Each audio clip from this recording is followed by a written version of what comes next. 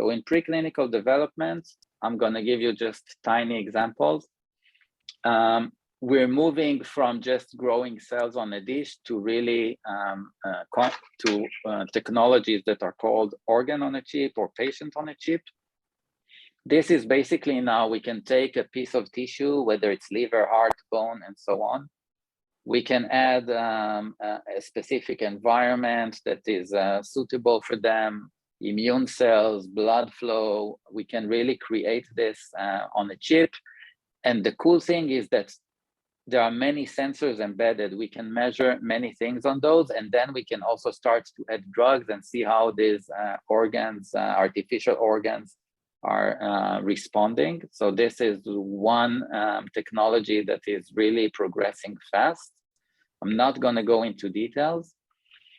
Another technology that is pushing very quickly in the preclinical models is imaging. So here I'm going to give you an example of a company called Recursion that was very successful.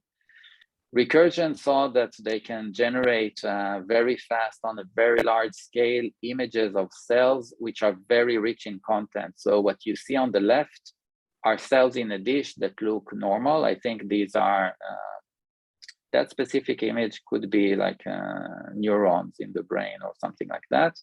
And on the right, they see a disease state, okay? And by just taking images, they're looking now for compounds that reverse the phenotype.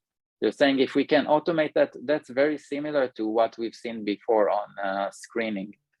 Recursion generates more than 350,000 such images every week. They generated every day, 350,000 experiments per week, 7.6 million images every week. They have in their database more than 22 billion images. Imagine the scale of this data. Now, the challenge here is to be able to design software that tells you, here's something interesting. They have to design image analysis software that identifies something of interest to study further. So many of that's a biotech company that really developed a cool technology to identify drugs. And that's also something you can see different drugs and how they affect the cells. You can see the images. It's actually very cool.